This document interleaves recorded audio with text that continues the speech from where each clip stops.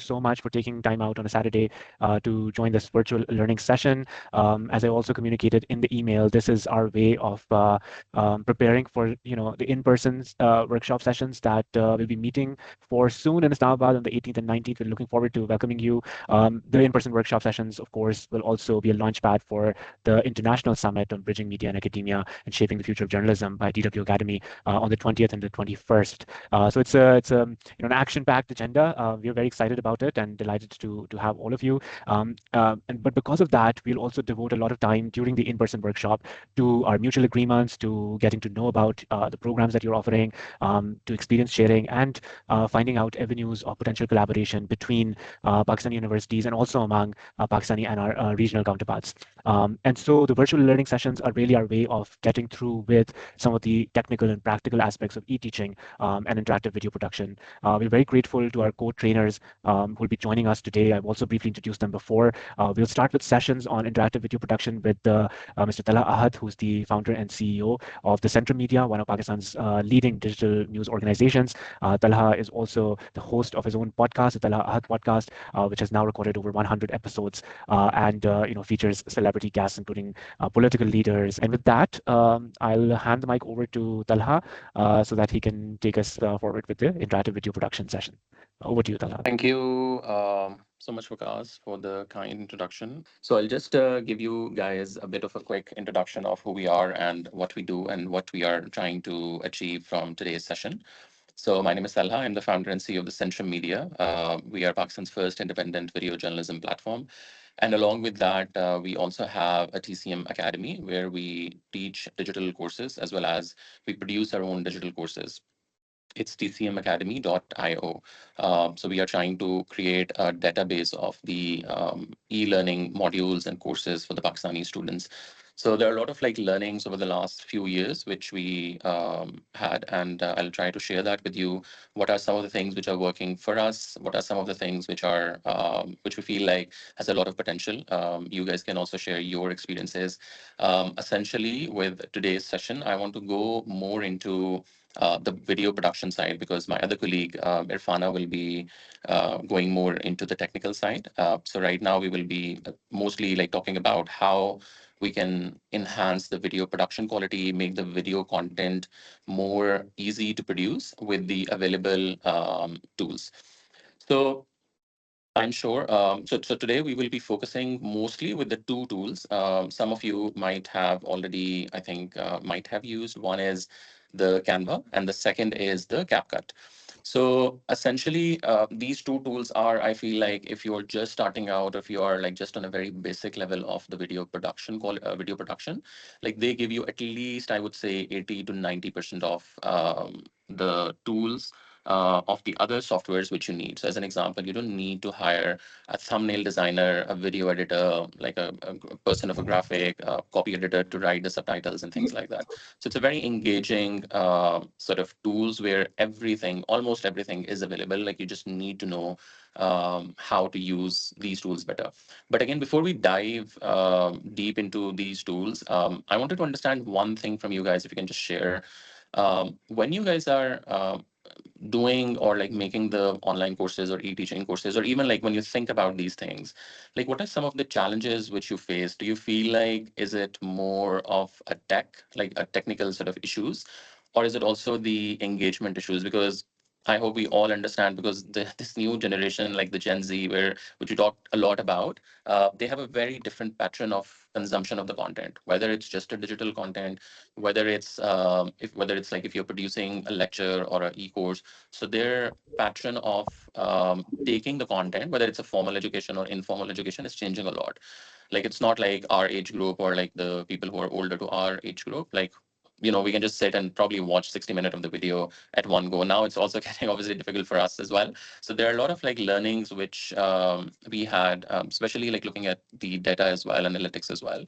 So if anyone wants to share their sort of experience, a quick experience of their work right now, and what do you think is the main need? Do you feel is it more of a technological, more visualization, or is it how to make the content more engaging? If anyone wants to quickly jump in. Hello, Talha. This is Dr. Satya. Responding to your question, for me, it's like already lots of educational material available. At times, I have to really think, do I really need to create something new?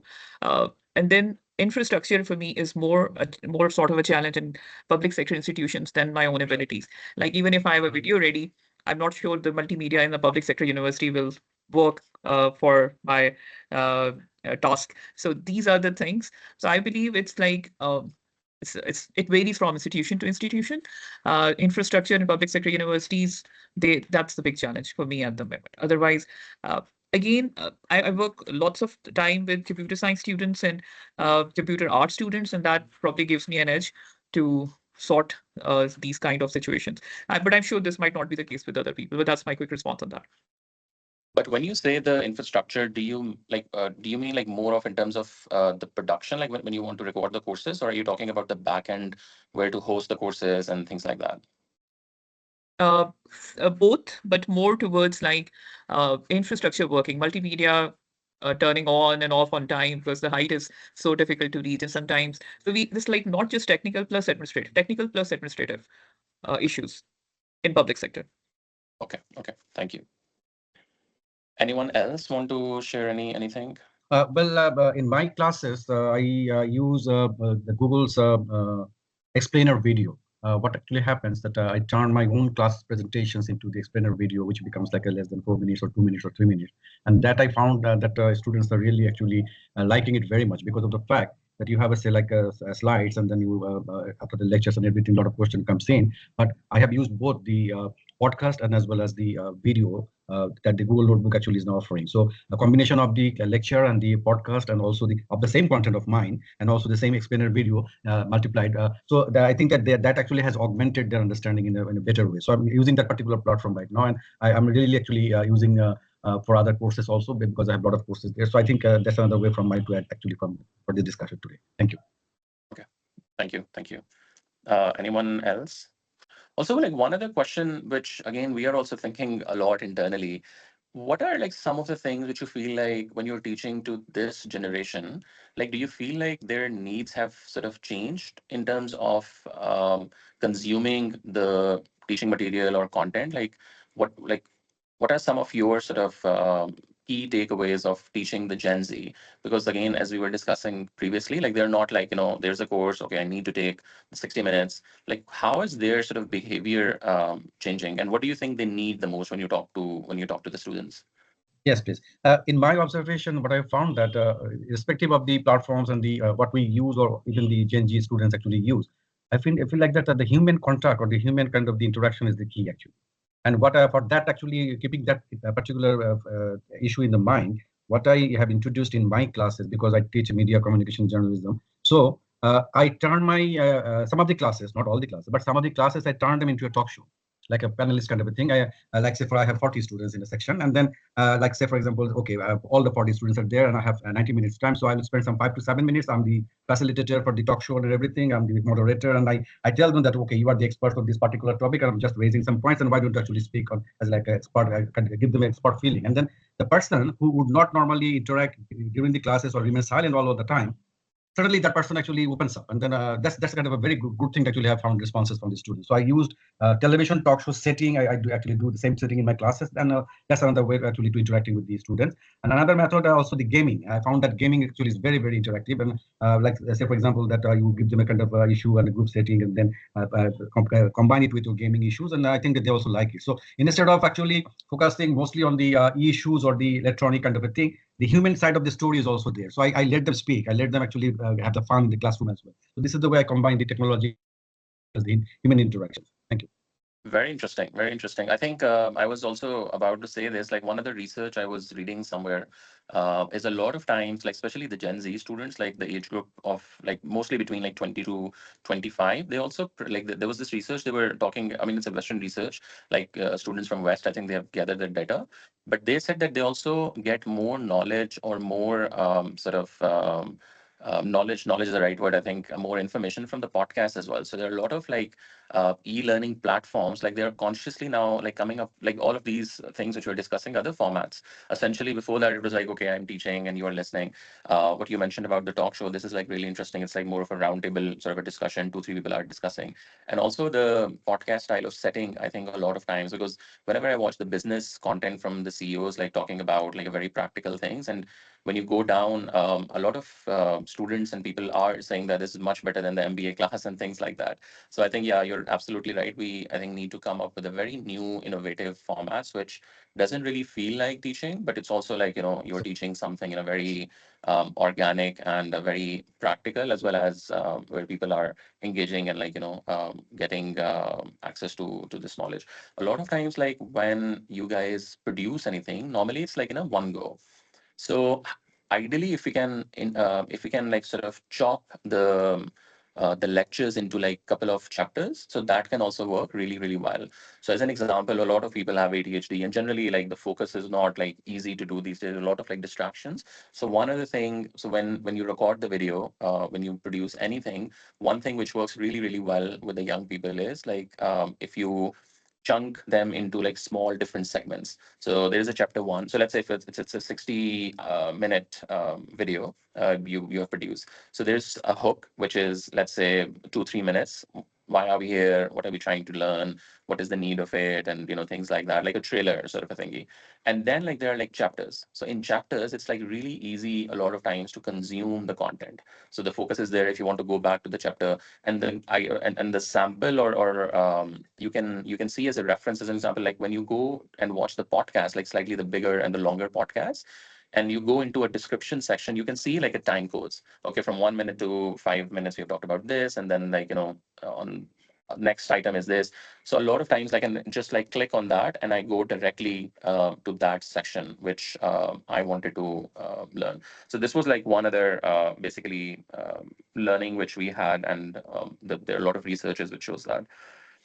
And I think the most important thing, after that we'll jump into how we can make all of these things rather than like just talking, is I think really to understand, I feel like, how Gen Z consumes content. I feel like a lot of times as a teacher or as someone who is even producing content, as an example, we are a production sort of hub. So we produce over 8,000 videos, and we have seen like the stuff which was working in 2017 is not like working right now. A lot of times there was this like a trendy thing of these text videos. So the text is coming on the screen and then the music, and then if the people are talking. Now people don't watch that. The consumption pattern is changing a lot. So whether it's a social media consumption or if you're going to a university, the person is the same. So I think to understand and to ask to the students and come up with these innovative formats, I think can work really, really well. These innovative formats are important and all of it, but we don't have a capacity to do that. Like I'm a one-man band person. In few universities or institutes, there is a support staff and everything. But today, again, the aim is, if we can just equip you guys, if you want to produce something of your own, like you can do that. And these are some of the tools which you can use very, very easily. These tools are actually built for people who are non-technical. These are not for the experts like us, or like someone who really know the video editing or a production work or a graphic designing and the copy editor and things like that. These tools are for people like you don't know anything, you want to produce your own video, but you want to make it a little bit more interactive. And now after the AI and a lot of like chat GPT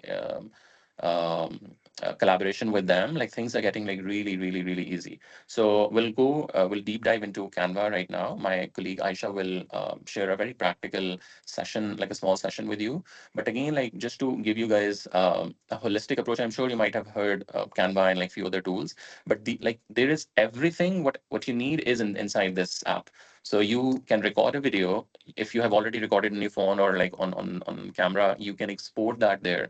You can add visuals. I was talking about the chapters. You can create chapters. You can add the music wherever it's needed. You can add animation. You can add text on the screen.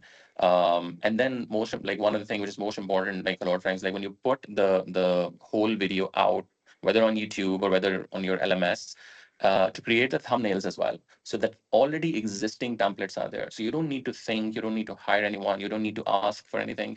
These are like very, very, very basic tools, and it's literally like just drag and drop. So you don't need to, again, as I said, like know or learn anything too much about it. You just need to spend like few hours, just test and try, and really you can be an expert. And then obviously with time you learn a lot more.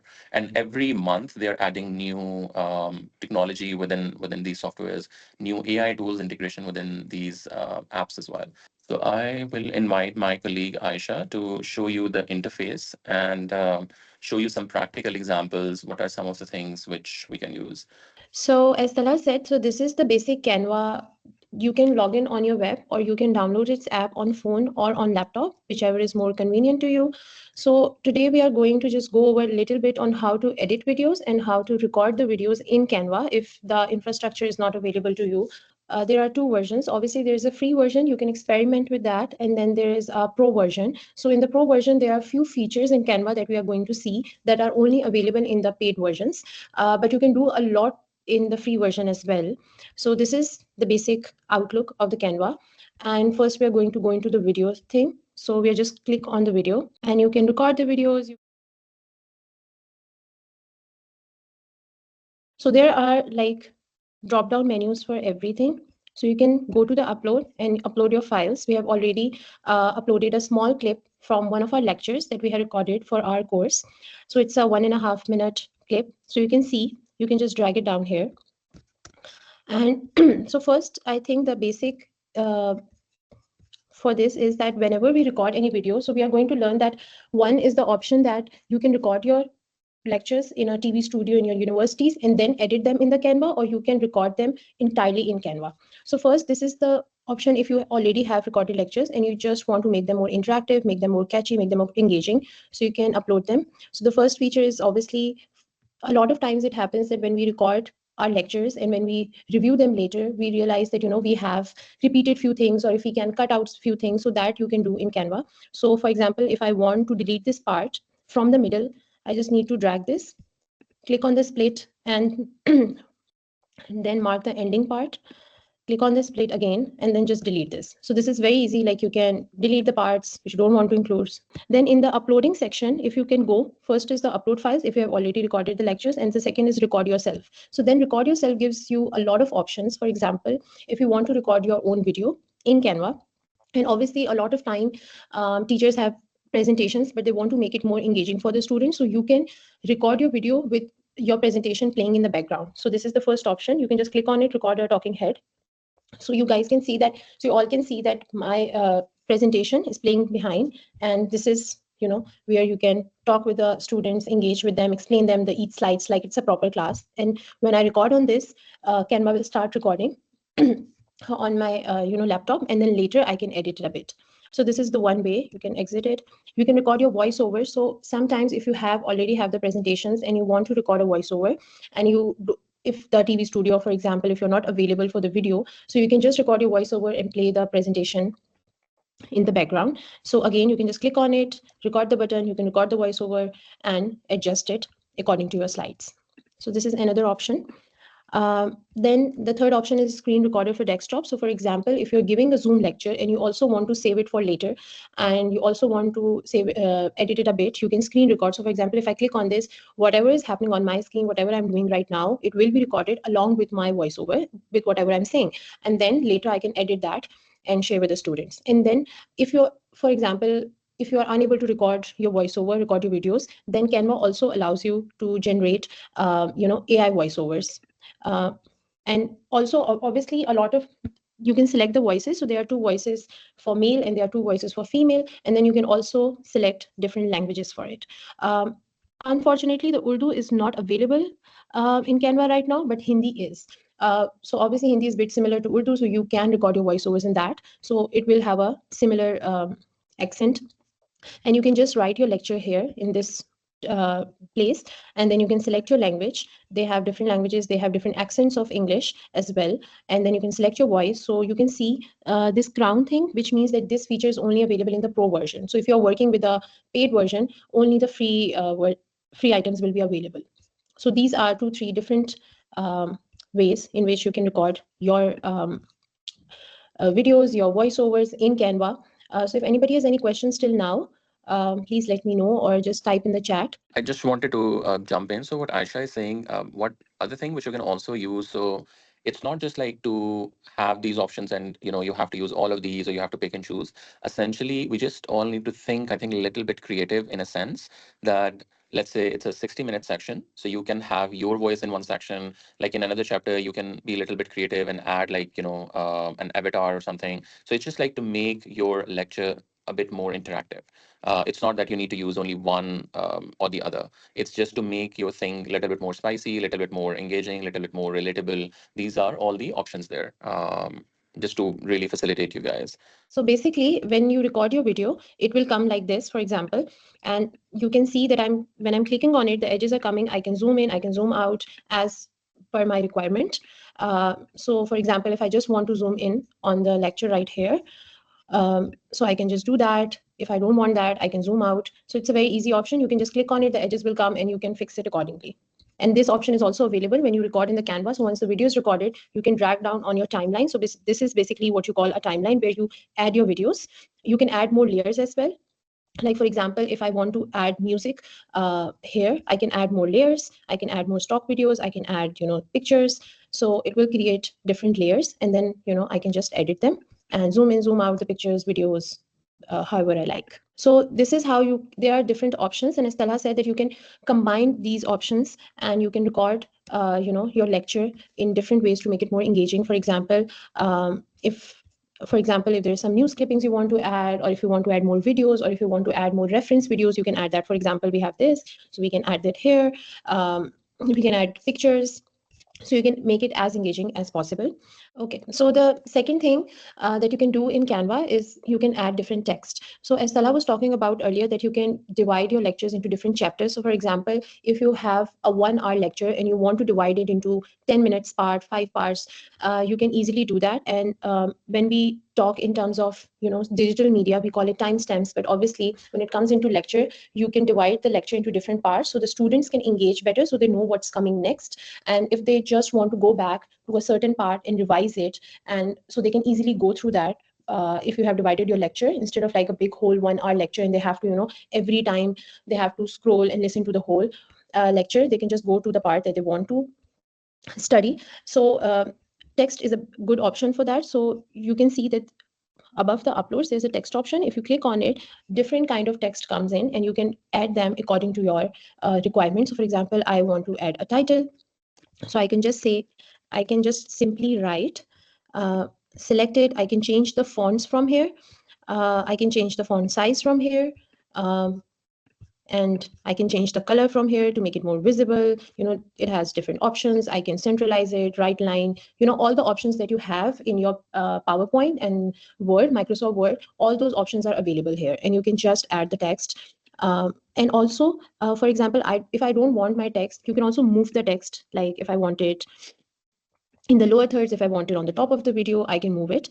Then the other thing is that if you want your text to don't come on the whole video and just come for a little bit, so you can easily drag and drop. Like for example, I just want my text to come for the first 10 seconds. So it will only come for the first 10 seconds and then it will not appear. So these are the different options. This is how you can make chapters and make timestamps within your lecture. So these are the different options. You can also make bullet points. You can also change the letter spacing, the line spacing. Bullet points are really good. You can also add numbers. So for example, if you are talking about something and you want the text to appear on the screen as well, so you can do that. Like if you're talking about Pakistan's economy and what factors impact Pakistan's economy, and there are 3 factors, so you can just write them one by one, and while you're talking, the text will appear as well, so which will become more engaging for the students. So these are all different options that are available here. You can also these are the effects options. So if you want your text to be more funky, so it will be more engaging for your student, for the young students to engage with, there are different options. You can add the background as well to make it more clear. Then if you want your text to come in with some kind of animation, so there are different animations available. If you want your text to appear like a typewriter, there are different options, and obviously it will depend on your requirements. So we can use these as well. Then obviously you can change the position of your text. Like if you have pictures, if you have videos, music, so you can change the placement of your text as well. So this is very easy. You can do that. And one thing that because obviously you will have like a lot of lectures, long lectures, so not every single time you want to make the text and changes fonts color. So the next thing is the branding. So you can see below the text there is an option of a brand. So you can create your own brand kit. By brand kit I mean that if you have a certain logo, if you have like certain colors that you want, if you want to have like certain font that you want to have the consistency, you can make your own brand kit. Here you can see that we have made a TCM brand kit, for example. So and we have named it. So all the things that not every time you open Canva and every time you open the video, you don't have to add the logos, the colors, the fonts. You can just simply, apply this brand kit. For example, in the logos, we have added our own logo. So it's already there. We have our own color palettes. So you can make your own, like, if you only want to use blue and white, red and white, black, whatever colors you want, whatever it goes with your university and your lecture, you can set it, and you don't have to set it every single time. Then these are the fonts colors. Like, for example, this is the font that we use for our titles. So these are the different options. If there are certain pictures that you want every single time, then you can add the photos, the graphics, how the icons should appear. So you can just add everything and make your own brand kit. And then whenever you open your videos, you can just apply your brand kit, and you can make multiple brand kits as well. But this option is also available only in the paid version. So if I want to have, like, for example, if I have 2 different classes and if I want to have 2 separate themes for that, then I can make 2 brand kits according to that.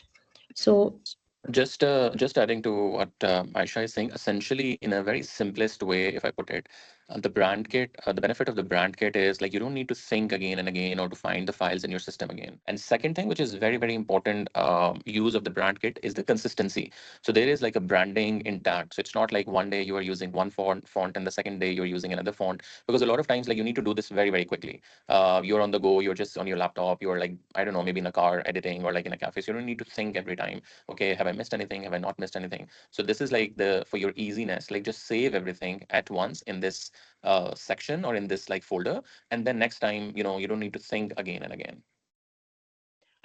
okay, so the next thing, which is very important, like if you have already recorded the video, or even if you have recorded the video in your lecture in Canva, sometimes our background, we don't have like a proper TV set, studio, so we don't have the proper lighting, and we want to adjust the video, and we want to make it look more aesthetic, more appealing. So obviously, not every single time you will have the proper cameras and proper studio setup. So what you can do, you can just select your video and click on the edit, and you will have like these are like the preset filters that are available.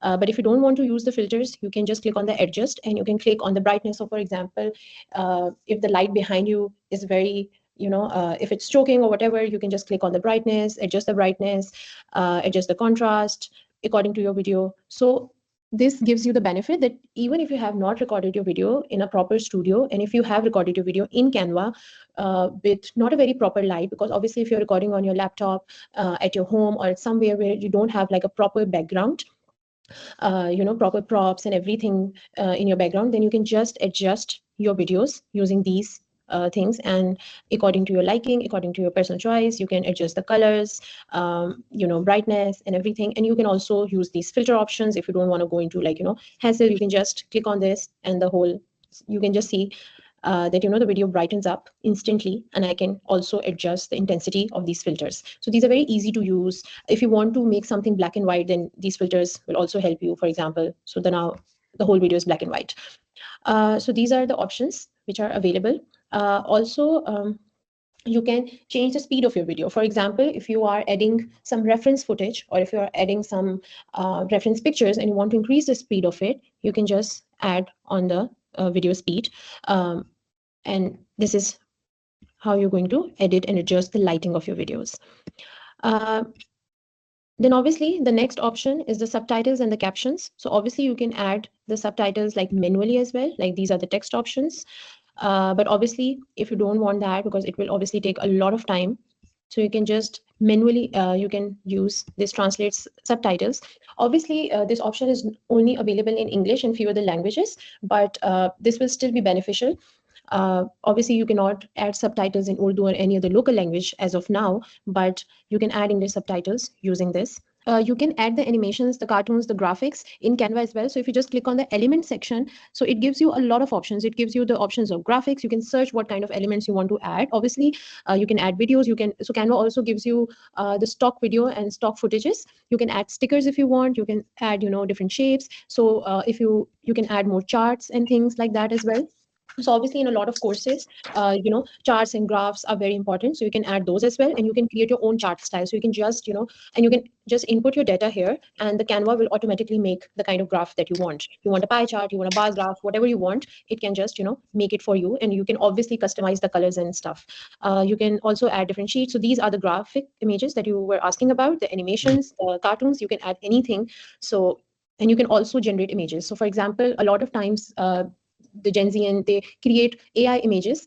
So for example, if you want to add reference pictures, you can create images in using AI in Canva. So you can just write that, I want this kind of picture with this kind of background, these elements, and it can make an AI picture for you. You don't have to use other AI tools like ChatGPT or Gemini for that. You can just do that in Canva. So this element section, it will give you all the animation and cartoonish stuff that you want to make it more engaging.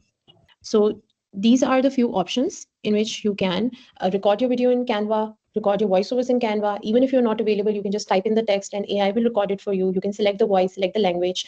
You can trim your videos, edit your videos, add text, adjust the colors, add captions. And once your video is done, like once you're done editing, once it's complete, you can just simply click on the share and download it. And you can download it in your laptop, phone, and then you can just upload it where it's accessible for the students. So this is the basic, very beginners kind of tutorial for video editing in Canva. If any one of you have any questions, please let me know, and then we can move on to how we can design the thumbnails for these videos and the posters for these videos.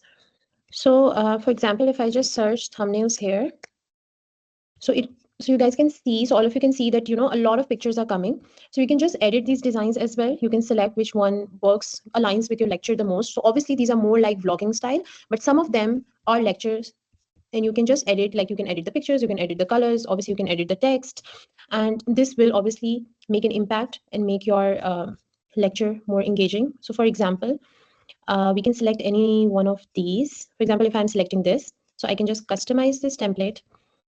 So for example, I can just add the text. So this is, for example, if your lecture is about, understanding Pakistan, this is like obviously the sample text. You can change the text size. You can change the text colors. You can delete if anything is not working for you. So you can change the text size. Obviously, you can add more images to this as well. For example, if I want to add this picture, also with the picture editing, you can remove the background as well. So if you can just select your picture and then click on the background remover, it will remove the background for you, and only the main subject will come. But this option is only available in the pro version. So this is very easy. You can just change the text. The text options are similar as these were in the video section, and you can just change the colors if you want. For example, I want to make it green, or if you want to make it something like that. So you can, this is very easy, that you can just add the picture, edit the text, the design, the layout is already there, and this is your thumbnail is ready in just like 2 minutes. And obviously there are different thumbnail designs available, so you can just select any one of these, or you can create your own. But I think for starting, you can customize these templates, and that would be more easy. So obviously the text options, the features are the same as in video. The only one option is the background remover, and you will find this in the paid version. So unfortunately, this is not available in the free version, but in the paid version, you can simply remove, you don't need Photoshop to remove the background. So this is how easy you can make your templates. And again, you can just click on the share, click on download, and then you can download in different formats. You can download in JPEG, PNG, whatever you want, and you can just save it in your laptop. So yeah, one other thing which you can also use either from the thumbnails. Aisha, can you go to the posters? Yeah.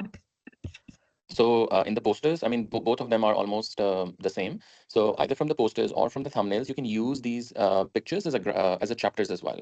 Yeah. So you don't need to create a chapter from scratch. You just take, something, some sort of footage from this, just change the color and theme, the title and description and everything, and you can plug it in the video. So let's say after 5 minutes, and then after 10 minutes, and after 20 minutes, however you want to obviously use it. And then like these are also the posters over here as well, which you can use and customize wherever the need is. Essentially, like all of these things are making your stuff more engaging. Like literally, like this is the goal. Even if you do do that, like, if you just like do the talking head, obviously they will listen to that as well, but it's just like make things more engaging, more relatable, and easy to consume the content. That is essentially the goal of all of these tools. There is no formula, there is nothing. It's just like, like a game. Everything is there, and you just need to know how to use these and where to use what thing according to your need. Literally, that's it. One other thing, there is another option. I don't know how many of you are using ChatGPT. So they have also recently integrated Canva as well. So as an example, if you are writing a prompt, or let's say writing a schedule for your course or something on ChatGPT, so you just need to you can make the Canva design in ChatGPT as well, just for the posters. So because there is integration, you just need to go into the settings of ChatGPT and plug in the Canva app. So there are like few posters and things which you can directly make over there. Because as an example, if you're writing anything with the support of ChatGPT, you just say, okay, can you please design this on Canva? So that can be done there as well. So yeah, so this is like everything about Canva. So thank you, Aisha, for explaining this in detail. I think we'll jump now into the CapCut. I would like to introduce Danish. Okay, so guys, I'm Danish. As Tala told me, I'm a video producer, and I've been working with CapCut for quite some time. Initially, it started as a phone app, but as you know, technological advancement is not just doing progress in what is like the features it adds, but also in the ease of doing it. I've also shared my screen, and I'll get to the technicalities later. But you can see that there are lots and lots of tools in the market. A colleague of ours mentioned Filmora, there are Premiere Pro, and there are other tools. But as technology advances, the thing which it does for normal people who are not 100% technical or they're not related to media is that they provide ease to them. So CapCut is one of those tools, because after COVID especially, lots and lots of expression, be it as a video lecture in education or be it content creation, has shifted to a video form rather than physical. So for that reason, I think after COVID especially, this software just boomed a lot, because it basically converted all the professional tools. This is a beginner's app, but I will highly mention that it provides a professional product at the end. We regularly use it for products which are published as a professional final product, and which is as like equivalent to some product was generated from Filmora, Premiere Pro, or DaVinci Resolve. So let's jump into it. So in CapCut, be it on the phone or on the laptop, you'll see the similar kind of a screen when you just open the app. On the left side, I hope you can see my cursor. You have your account login details. You have this you are currently at the home button. At the bottom of it, there are these spaces. It's kind of like your personalized Google Drive, because you can segment your edits in it. You can create your own spaces. You can create your lectures in a separate space, and you can create your video content in a separate space. And then in the middle, you can see you have the create project and the projects which you have been created. If you have just started it, this will be empty. You will just see the create project button. But as you know, I've been working on it, so my projects are mentioned at the bottom. The right side, which you can see, are basically the ads, which basically CapCut tries to update you on the new features. It has AI video maker, screen recording, basically similar tools like the Canva, which Aisha explained. So let's just jump into create project. So I hope you can see the screen. Yeah. So basically, the whole window is now being split into 4 parts. I'll start from the middle part, which is showing the player. Whatever you will be doing will be practically shown on this player. It is kind of a preview window. It basically shows you what is happening, where your video is. When you are dragging and dropping any object, any element, any image, it will show here. This is basically your guiding tool, your eyes of the project. On the left, you can see there is a big import button. Basically, this is the media panel. Whatever you want to add on your video, you can add it from here. And I famously name this software as a one-click software.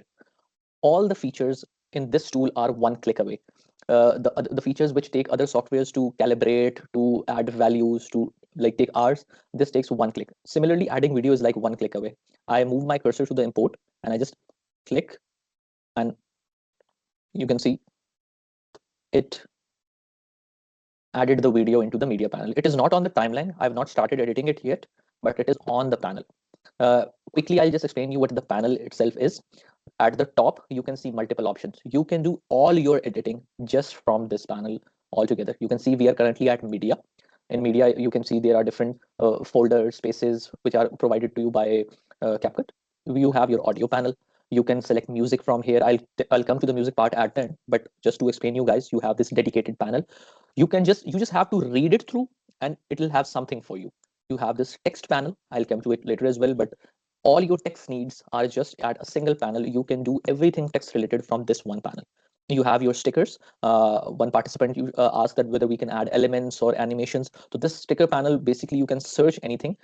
Since it's a content creation, so the current stickers are quite funky, but you can get them searched to your requirement as well. Then you have the effects panel, where you can, those effects which are animated through After Effects and very heavy animation tools are just here like a filter. You can do different kind of stuff just by dragging and dropping it. You have your transitions, which are basically connection between two cuts, which I'll practically show. You have your very useful caption tool, which basically auto captions all your videos. And the fun thing about this software is that it has multiple of languages. It has Turkish, Vietnamese, it has Filipino, Malay. So those languages which are not available on the other softwares, it provides you that. And what if we have a Hindi video or an Urdu video?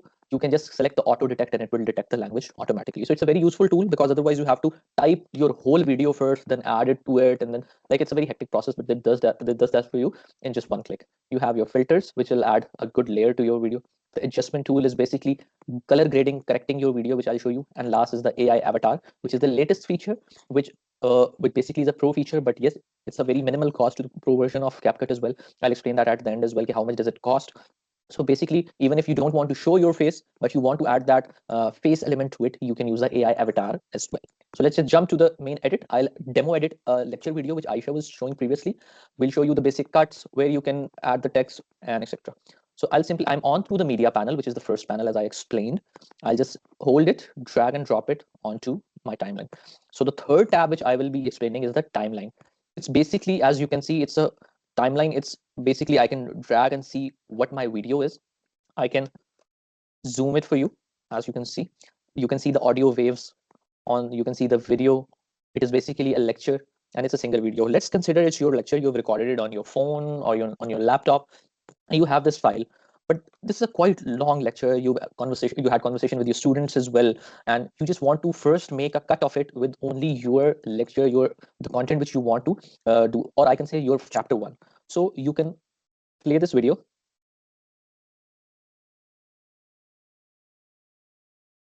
So I played my video and I just saw that my relevant part is still there. Whatever you want to do to your video, you just have to click on it. You click your video and you can see you have lots and lots of options on your timeline. You can see you can just hover to your cursor to that relevant and it will tell you what you do. So even if you're new to the software, you can just move your cursor at that logo and that will tell you what that logo does. Let's suppose I don't know what I am doing. I just clicked on the timeline. I went to those options and I can see, oh, this is the split feature. I clicked on it and it made a cut here. I played my video again. The video went and till here, I thought that this is an extra part. I split my video again. I just clicked on it and there's a delete button and the video is deleted from there. So basically it's quite simple. It's like playing a small kind of a video game where you have your playground as a timeline, you have your LED screen as the preview button, and you have your panels as your controlled features. So the last panel, which basically is one of the heart of the editing process, is basically the rightmost panel. It is the main edit panel of it. From the left panel, you can add features. From the rightmost panel, you can edit the product. So I have, again, clicking on that relevant video is very important, because you can see when I clicked that video, now the panel's open. When I don't click it, there's nothing. You can just see the details of the project. But when I clicked on the video, you can see, okay, we have the video section where you can scale up, scale down. Let me just control Z that. You can align different things. You have this very important feature, which is the stabilize feature. Even if your video is quite shaky, you can just one click on it. It's processing your video. You can even select how much stabilization you want. Video is very shaky. It can maximize the stabilization for you as well. Then one thing which often is helpful in especially lecture making, that is, you often record it on, this video is recorded on a camera. You often record it on a laptop camera or a phone camera. Enhanced quality is one thing, that is another AI feature. As you can see, there are the diamonds in front of a few options. They are the pro version options, but they're very useful. So they're very value to money. I clicked on it. So automatically I can increase the video quality, not just to HD, but to Ultra HD as well. It basically like increases the resolutions of the video. So it's quite useful. Another, basically we talked about removing background in Canva as well. But here, this provides you in video format as well. It is a very like important tool, as this takes lots and lots of time in terms of doing that on any other software. I just clicked on it. Let me just do it for you. So the video is basically enhancing it is enhancing the video at the same time. You can see it is enhancing the video. I think it's a camera video, so we don't require that, but it will start processing it. It will scan the edges, and it will also remove the background as well. So if you want to add like some graphics on the background of it, you can add those as well. So apart from video, you can also make adjustments to your audio as well. Definitely there are not high-end cameras and recording lectures and everything. What you guys can do is that you have just one click, reduce noise. You have clicked and the noise is reduced. Let's see the before and after. You can see a small hiss at the background. As I turned on the noise reduction, it's just completely like removed that using AI. I can not just reduce the noise, I can enhance the voice as well. So if the voice is like very low and not that good, we can enhance that by one click. As you can see, all the features, when you click them, it processes. In a few lectures, I've also been asked that what kind of a system requirements is required for CapCut. So the answer to that is basically there is no system requirement for tools such as Canva and CapCut. The only difference which is make is that, for example, if one feature is applied, it may take 5 minutes for a slow PC and 1 minute for a fast PC. The features will apply, it will edit. It's not that it will not edit your thing. You can also increase the speed of your video. If you think that you have spoken a little slow, you want to pace your lecture, you can do that as well. The adjustment tab is very much fun. You must have listened to a word called color correction or color grading. It's a very high-end terminology in video editing. So as I told you that CapCut is a one-click solution to every problem. There is this color correction written on it. You just clicked on it, and it will automatically detect if there is any issue with your colors, and it will correct it. For initially, it was very bright. As you can see, the video is quite hazy. It's too bright currently. I clicked it and it corrected my video. I can also auto adjust it as well. I can color match it. So they're like sky's the limit in this kind of environment. And last, we have the AI styler. Basically, it is an extra tool which adds effects, but I think that is if you want to add that cartoonish kind of a vibe and make your like video quite interesting. So the overall layout, the overall structure of CapCut is that you want to add anything, you can again import. I've added this image of Makran Coast. I can drag and drop it here. As you can see now my video.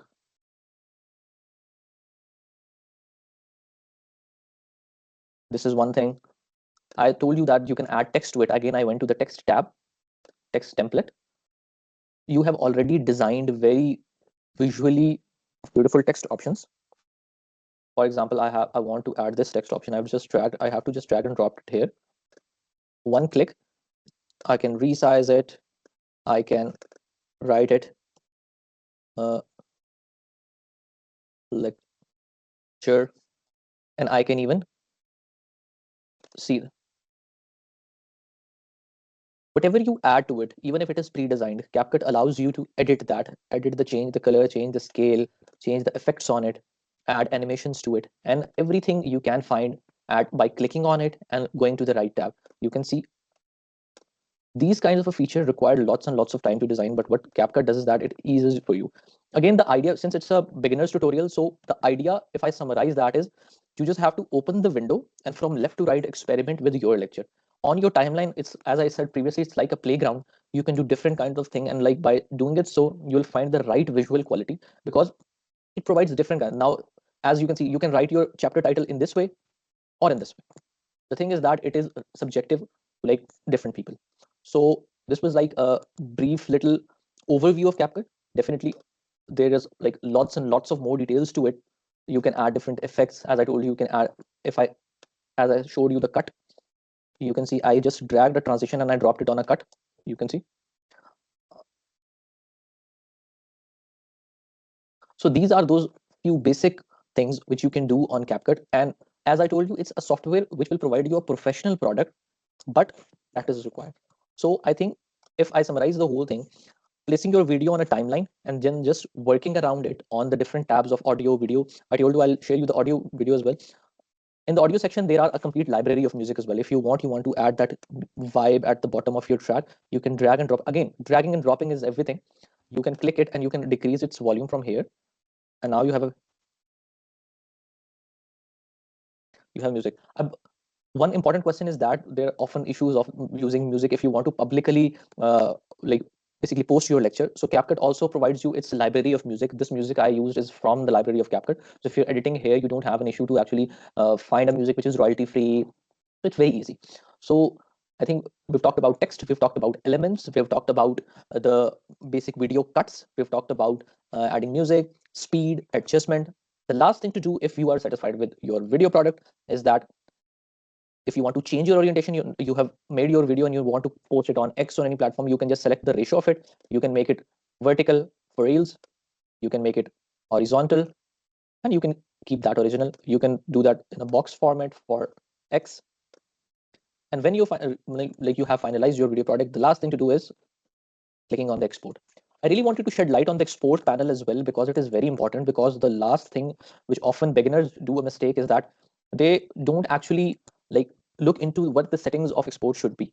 First of all, you should name it. I will name it lecture demo.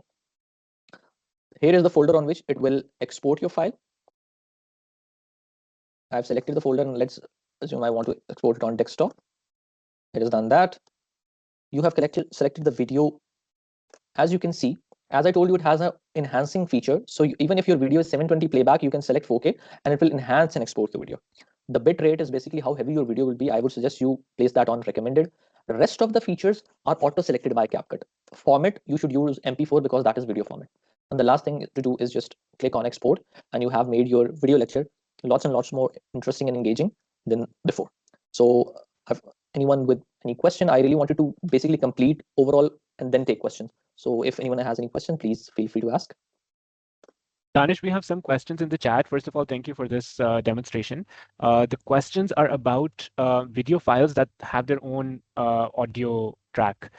So for example, you've recorded a video and obviously it has its own audio as well, right? You've not imported audio separately. So will that need to be extracted before it can be edited separately? And what if there's like background noise or loud music in the back? How can that be managed? Thank you. Sure. A very good question. I've tried to explain that as well. Let me just specifically do that again. As you guys saw that I basically dragged and dropped this particular video. This video has already recorded audio within it. So if you guys can see below the video, there is an audio waves visible in it. You guys don't have to extract that audio separately. It's very easy. When you record audio and video collectively, your video already has that audio. So as I told you about the noise, that thing is, you just have to click on that particular video. When you clicked on it, you can see the right panel, as I mentioned, that was the edit panel. I clicked on the video, I went to the audio options, I swiped down, and there is that one click which is called noise reduction. I just have to click on that. It will automatically detect all the noises apart from my speaking voice, and it will reduce that. Even if you still feel that is not enough, your audio is very low after the noise reduction, there is another option called enhance voice. It will basically elevates your voice, it will enhance your voice. And these are two of the best features which CapCut offers apart from stabilization. So I hope this answers the question. So there's a question about removing background in CapCut. Sure. Is that possible? Yes, definitely. During the lecture, I told you that it's a one-click solution, so which is very nice for beginners. You can see I selected one of the cuts of my video. I can just click on the video, and you can see again the right panel was the edit panel. Left panel was the options panel, right panel was the edit panel. I clicked on my video. I went on to the video section of the edit panel. There is a remove BG. I selected that, and lucky enough, we don't have to track. Basically, the normal process was you tracked the edges of your object, then you selected that, then you removed the background, then you corrected if there is anything left. But as I told you, it's a one-click solution. In the remove BG, there is an auto removal option. You just have to click it, and then you can see applying feature. It will read the object automatically and it will remove the background throughout the video. This may be slow in the current situation because the system is running the call and everything, but this is a very useful feature. It's a very simple feature. You just have to click on it and you just have to wait for it. I hope that answers the question. Yes, thank you so much. And then we have one question from Darshik Amir. Please go ahead.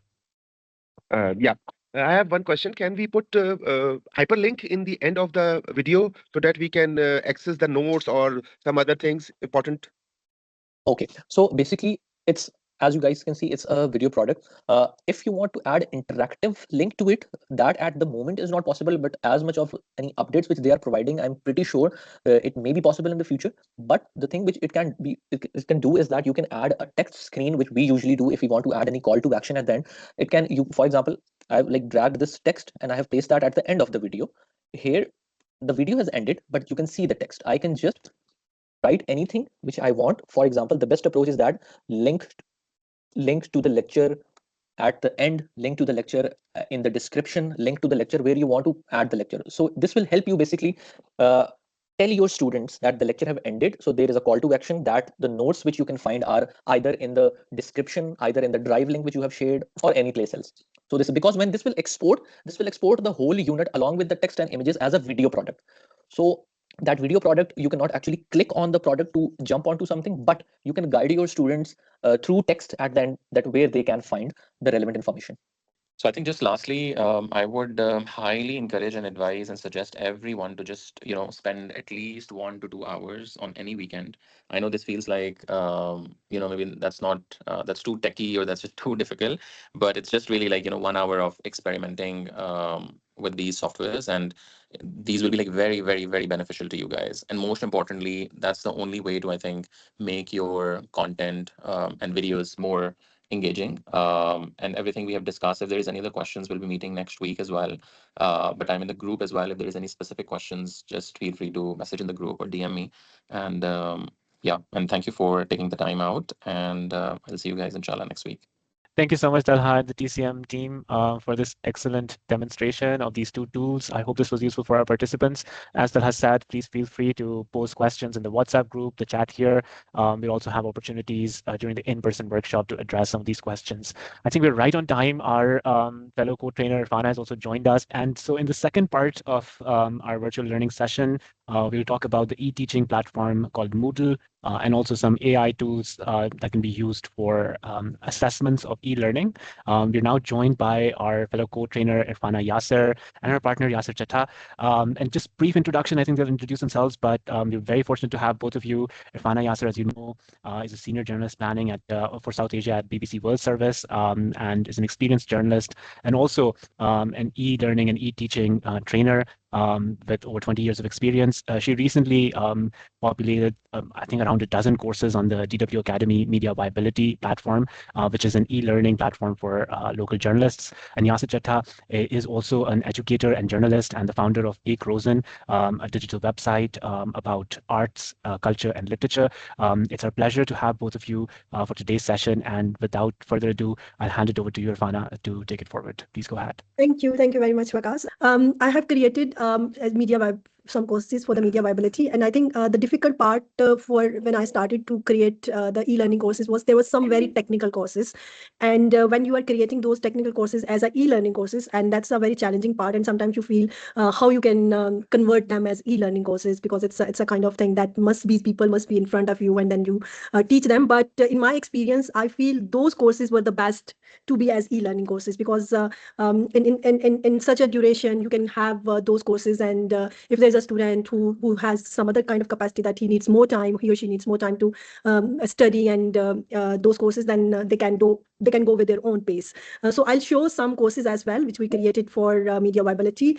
So because in previous course that was more hands-on activities, and the people, and it was more like learning the tools. So in e-learning and e-teaching, we will just start so that we can divert our mind a little bit to e-teaching and e-learning. I'll just share my screen, and there are 5 questions, and it's a brainstorm, and I really want all of you to participate so that we can have a warm-up activity, and then in after that we will go actually in our other section. So I'm just going to share my screen. I'll go to Mentimeter.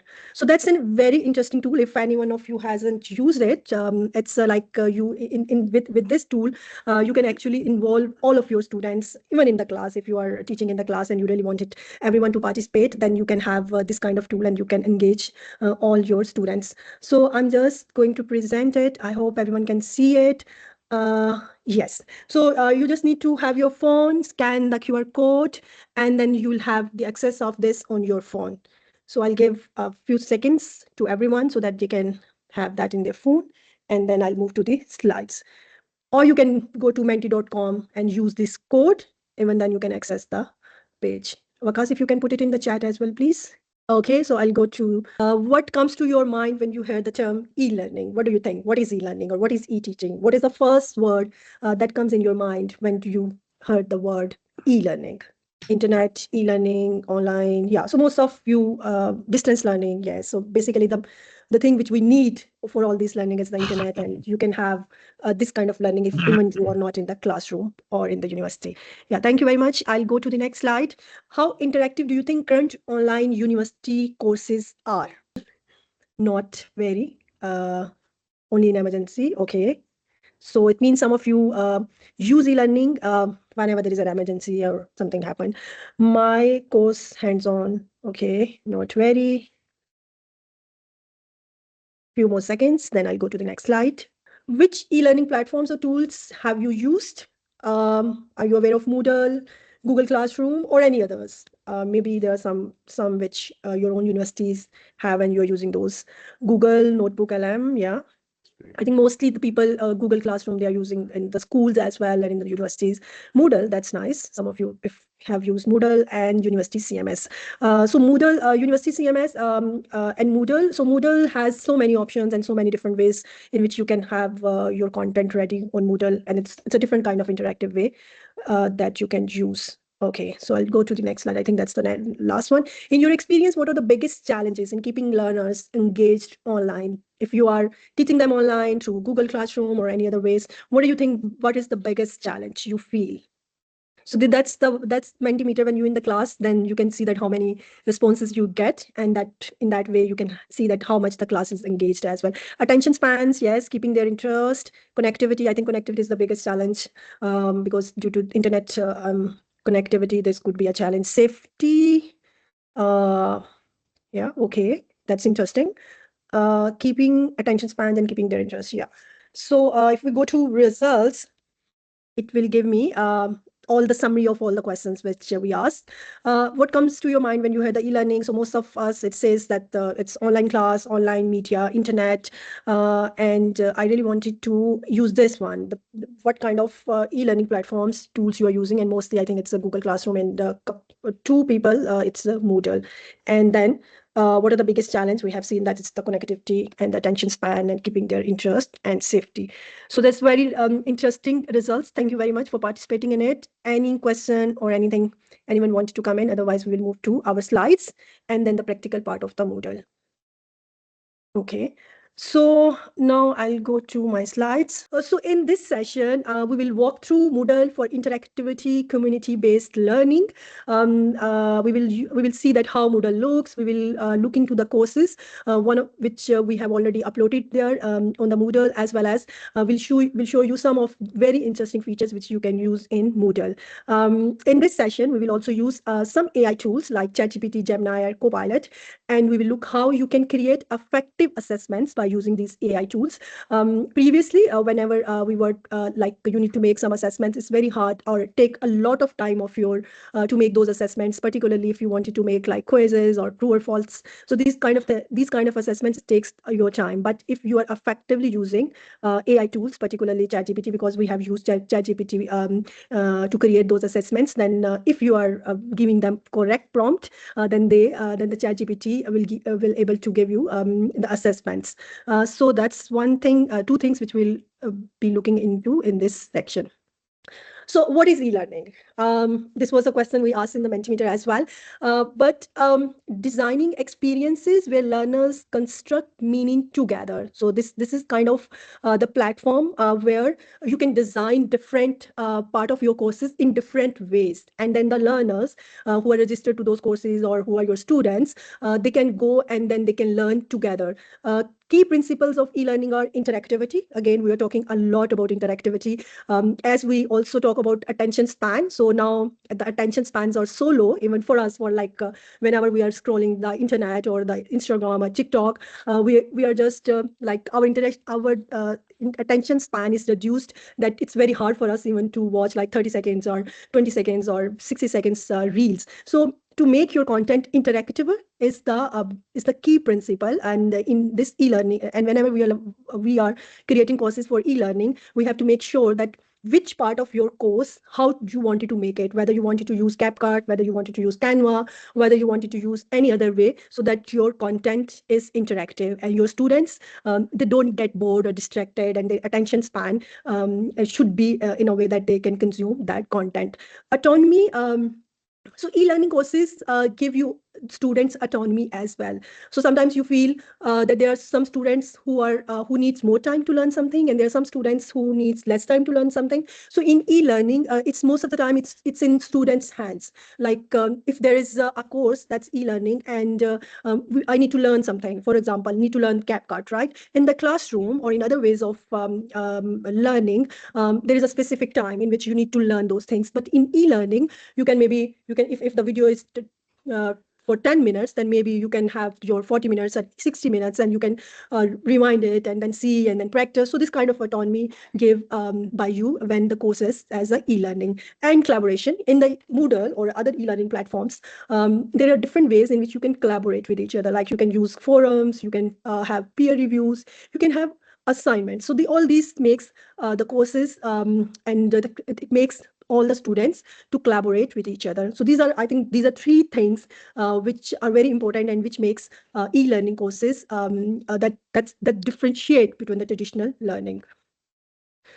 Okay, so e-learning can transform isolation into connected learning, because whenever you're in the classroom or in other ways of learning, sometimes you are like you feel like you are isolated. But in the e-learning, when there is a forums, for example, and you're discussing there, you are posting your stuff on those forums, and that give you a best way to collaborate. Peer reviews. You can review each other work, and then gamified activities. There are different kind of things which you can use on the Moodle, and that can help you in a way that those ways are very interactive. Like you can have flashcards, you can have videos, you can have quizzes, you can have assignments. So all these things on e-learning can make the students more connected.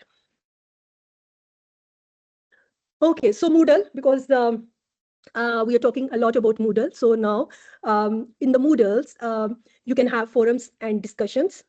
These are the things which we used while creating our courses. When you use forums and discussions, it means there is a dialogue and there is a critique as well, because you are like there is a course, and then you raise a question, then there is an answer, and that's kind of a discussion on that forum. Quizzes. They are used to reinforce and test understanding, because whenever there is a content and you read the content and you now really wanted to see that if that content makes the students to learn, then quizzes are the best ways to reinforce what they have learned. Assignments and feedbacks. Assignments, that's for the continuous engagement. You can create different kind of assignments. For example, if there is a course about the video, like we have in our previous section, CapCut, then you can give an assignment to the students. Okay, now let's make 30 seconds video or 1 minute video. So these kind of assignments you can have on your e-learning teaching platforms. Progress tracking, you can use this interactive Moodle for progress, that how the students who are learning, what kind of progress they have, and other kind of visual motivation as well. So that's the mediaviability.com. As Vikas mentioned, most of the courses are here, are in collaboration with the TNN and Individual Land. So there are a lot of courses here which you can see, which are here, and some of them have made by me and my co-creator Yasser.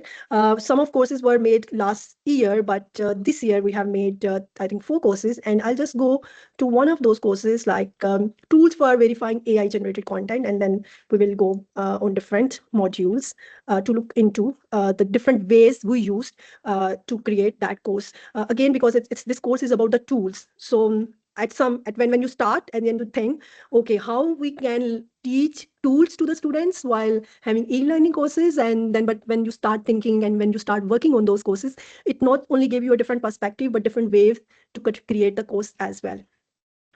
So when you go on that course, this is something you will see.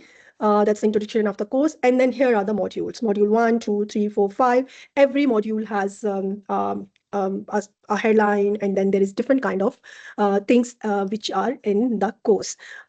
These are not finalized courses; they are still in process, and we are just changing after the feedback, because after the feedback of when we submitted these courses, we are still working on those and trying to make it more interactive. But you'll able to have an idea that what kind of different ways you can use while creating courses on Moodle. With this, I'll hand over to Yasser, who will go through the different Moodles, different modules, and tell us more about that. What are the thoughts, or what are the basic principles, and why we use these kind of activities while creating those courses. Yes. Assalamu alaikum ji. So these are some of the courses we designed for the DW with the collaboration of TNN and InVisualLand. So this is, if I showed you home of these courses, where many courses are located, we could get an idea of the range of different courses. I just want to open some of the tools. The course we designed, that how different AI tools, like we exemplified 2 tools, InVideo and Synthesia, which can be used for generating video content. So this is something we listen from people, we listen from practitioners and professionals, that Moodle or e-learning has some special challenges for instructing, or those things which are of practical nature.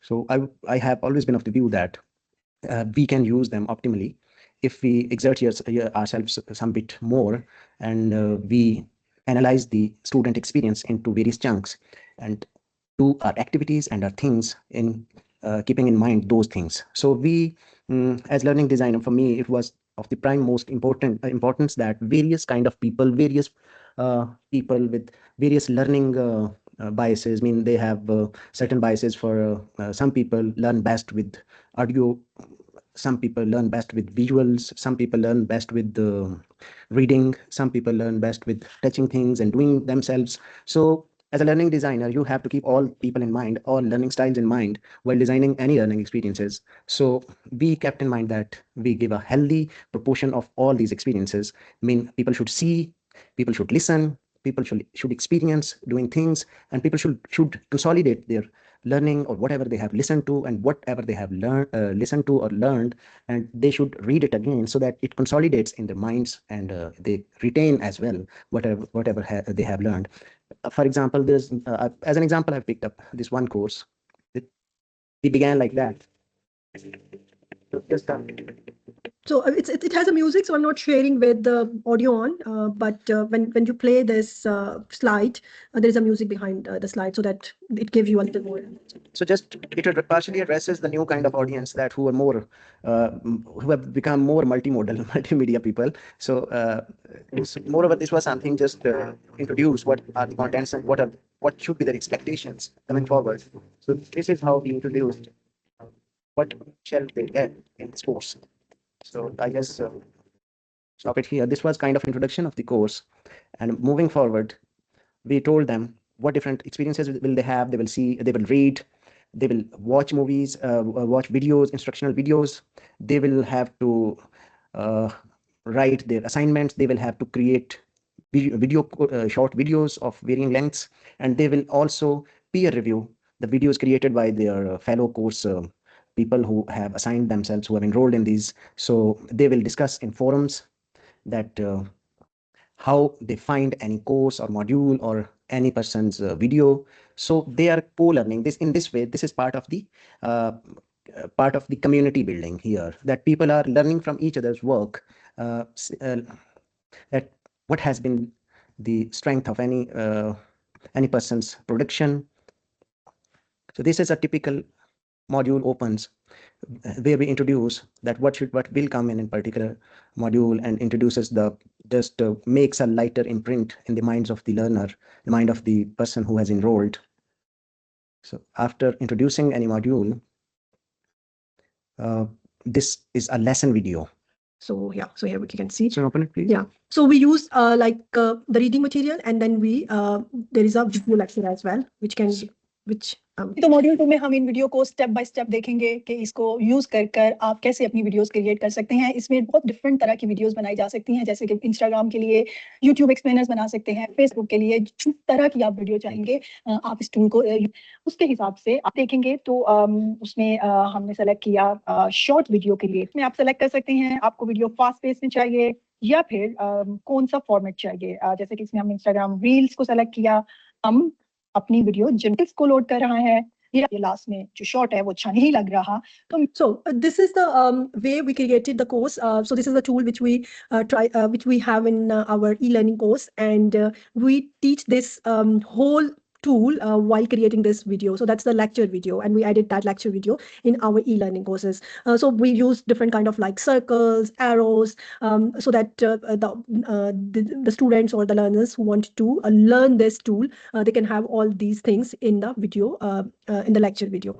So that's one way to use the content, because when we were creating this course, we were thinking like, because that's something that's very technical, so what is the best way to create this? And then after discussion between me and Yasser, we thought, okay, this is the best way to create to create that video. So it's how, whenever there is a course in your mind and there are different parts of those courses, like you are thinking that there are 4 modules, then you have to look into every module, and you have to look at what is the best way to convert that thing into an e-learning. It's not possible that you wanted to have everything in a video, or everything in a reading material, or everything in a Canva. So I think that's the challenging part, as well as the most interesting part as well, that how you think about your course and how you feel that what is the best way to do that students can read and students can then learn those things from the course.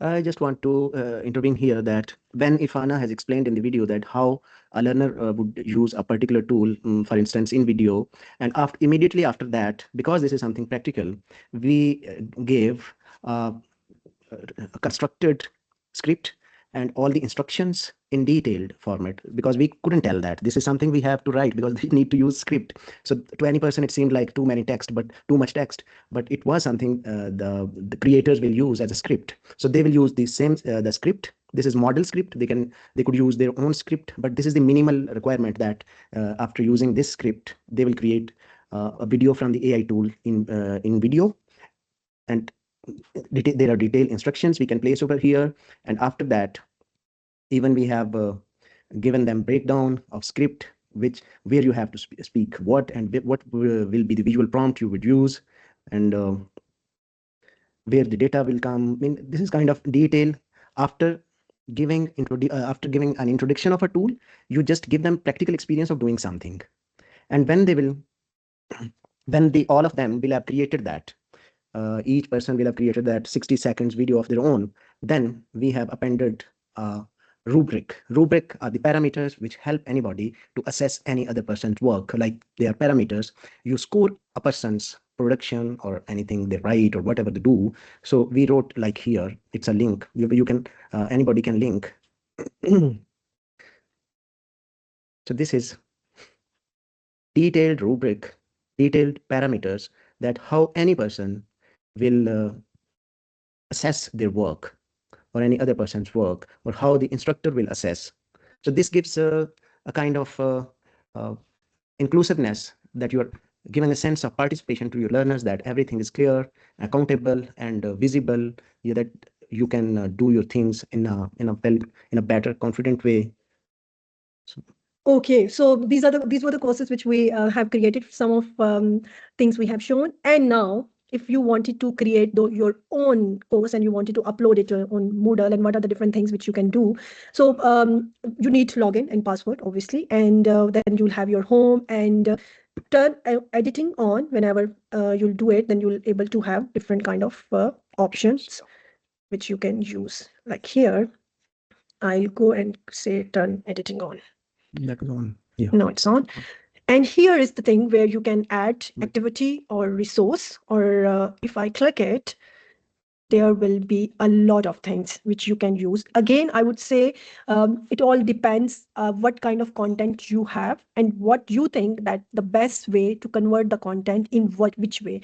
Like maybe sometimes the content is in a way that you wanted to create that in a lesson form, then you can go into the lesson. If you think, no, that's something which maybe you wanted to have in a video, then you can convert that into the video. If you wanted to do it in the form of flashcard set, then you can go and create these things. So there are different ways to create the content. Maybe sometimes you feel that, okay, first you wanted to do a kind of survey, then that's something which you can use while creating your courses. For assessing students, there are different things like quizzes, and most common and most you can say that can be used on different modules. The quizzes, that's the best thing which you can use to assess the students' knowledge. And similarly, there's chats as well. In real time, you can chat, you can post your questions, and in this way, you can have more engagement on your course. I'll add a bit that we just, when I take example of the video lecture, if I was delivering, even just below that, we gave an assignment of producing a 1 minute or 60 seconds video. So we can give that as an assignment. We can upload a book for further reinforcement, like industry leaders in e-learning, like Microsoft and Google, in their courses at edX and Coursera, they do give a lot of extra readings for things. Chat can be used as one of the interactive tools in in-person classes. Mostly we are discussing or engaging with teachers right now. They can feel that there are, though we address many questions, but there are many questions which remain unaddressed because we have to cover the thing as well in the classroom, as well as we have to address a few of the questions. But still, we address many, but still some are left. This is some of the way where anybody can post their questions and we can address them later. So database is something, whatever we want to place over here, and we can do external tools. It takes up its open-ended forum. This Moodle is an open-ended platform. We can give external tools if we have coding or app making, app designing quality. Forum is what we have used it, but we didn't show now that what forums do. Digital learning or online or e-learning is criticized that it isolates and atomizes people. So forums is something which gives we give forum name and we give description, and after that we take options of how people will engage with that forum, that they can respond to the thing, they can clear their concepts by speaking about that, by listening other people speaking about that and engaging with them on especially learning related materials. I mean, this becomes kind of Facebook or Twitter when we develop a discussion forum here, but people strictly talk about their learning resource or learning thing. So these are things which make it more interactive. We can place glossary, upload glossary. One of my favorite things is H5P. This is plugin installed over here. It means it supports H5P type of content. H5P is very wonderful thing, but it's a separate entity. It helps us really create very interactive videos. I mean, videos which while you are delivering lecture, it stops between that delivery and asks a question from the things we have just delivered some seconds before. So it makes interactivity a real thing, and it assesses and reinforces concurrently the things we have taught. So this is one of the wonderful things, but I'm afraid this is very costly. I checked it. The cheapest subscription model was $69 per month. So that's I wish we had it a bit cost effective, and it's very useful for creating interactive content, real interactive video, I must say. So in this breakout room, we will request Vikas if he can make some breakout rooms. And in every breakout room, if you are working on any course or you have any course that's you are teaching in the classroom, and now after this whole exercise, like from the previous session as well as now in this session, your brain start thinking that which course do you think could be an e-learning course, and why you think that course could be an e-learning course, and maybe after this 3-hour session something has changed in your mind. Before this you were not looking into the courses in that way, but now you think that, okay, yes, that course could be an e-learning course. So we will go into breakout rooms and discuss, and then we will come back in the main room, and we really wanted to hear from you and the challenges as well, and the other stuff we can discuss in the main room. Over to you, Vikas. Thank you so much, Irfana. I've also copied the 2 prompts in the chat window, so hopefully all of our participants can now see them. And we'll make these 2 question prompts also available in the breakout rooms. You've already been assigned to your breakout rooms. When I enforce them, you'll get a notification and you'll be automatically transferred to your room. The breakout room will continue for 15 minutes, so you'll have 15 minutes to discuss these questions and come up with answers, and then we'll be automatically transported back to our main meeting room, where we will request each group to appoint 1 representative who could debrief all of the participants on behalf of your group's discussion. So Irfana, Dr. Sadia from Fatma Jinnah Women University and Dr. Anwar from Karak University were here in the main room with us, and we also had a very interesting discussion. So hopefully Dr. Sadia will share a little bit about that in a few minutes. The other group that we had was with Adnan, Darshiko Amir, and Farid. So if any one of you would like to present from your group, the discussion you had, I noticed that you were talking about some of the tools when I visited your room. So if anyone would like to volunteer, no pressure. There are no wrong answers. We just want to hear what was discussed. Actually, we discussed the entire media availability platform. Amjad initially praised the platform. It is a good platform to be used for the e-learning platform. And I also explained the background of the platform or which courses can be converted. And then another colleague from Balochistan, he mentioned that we had MS Teams for the same purpose, and that was also good. And afterwards, we also discussed that which course can be converted to the platform. And certainly there are some courses that cannot be transformed to the e-learning platform. And I suggested that for converting course to the e-learning platform should have a initial assessment that how much it will take for a learner, like it would be a 30-minute or 40-minute screen time. And I also explained that this the media availability platform have the options to embed videos from the YouTube, and you can also embed presentation and like design, etc. From the Canva as well. So we were talking about the platform, and we discussed these things. Thank you so much. Thank you so much, Adnan. That was very helpful. And also the mediaviability.com platform is built on Moodle, but it is mostly directed towards media professionals. And so I think one difference between what our university professors will try to do is also develop course contents that will have to be consumed by students. But very important points in your debriefing there about course durations, about the kinds of elements that can go in there, including videos and products that you've designed on Canva. So thank you so much for sharing that. And I think building on that, we have Dr. Sadia from the main room, who had some very interesting suggestions also about the kind of course that can go online based on her own current experience in the courses that she's teaching. So I'll request Dr. Sadia to maybe share a few thoughts with us, and then we'll move to the final group where Dr. Rizwan will share his comments. Thank you, Vikas. I was just doing these things from the perspective of education class management system as well, and I was thinking, while this is also a class, a kind of interaction between instructor and the people who are instructing, maybe, but at the moment we are in a student mode as well. I usually teach PhD and MPhil students, and now I was asked to teach my bachelor students, and it was really difficult for them to narrow down their research questions. They were coming up with very broad research questions. For example, how media is impacting mental health, how media is influencing teaching methodologies. So they were not able to really narrow it down which platform or which aspect of learning or mental health. So I was thinking that there's so many options now through which we can generate discussions amongst them. And they can also, Vikas actually suggested a few interesting mechanisms of creating competition amongst students by involving them and exploring them different parameters and then awarding them through titles and things that may be research champion of the week or for a month, in which they actually can go with broader research questions and come back and modify it, of course, under supervision and with their own experiences. Because even if you give them right guidelines, unless they experience it in the field, they won't be able to do that. So there are interesting parameters. I was very interested in Minimeter and media viability thing, through which we can assess their learning, that maybe we might be having quick learners and the slow learners, and then the slow learners might be able to learn from quick learners and their experiences when they interact. So I think there's lots of potential in many tools. On that note, we'll move to Dr. Rizwan, who can also present on behalf of Group 2. Your thoughts and reflections on the two questions that you discussed with Irfana. Like 2 to 3 things actually came up.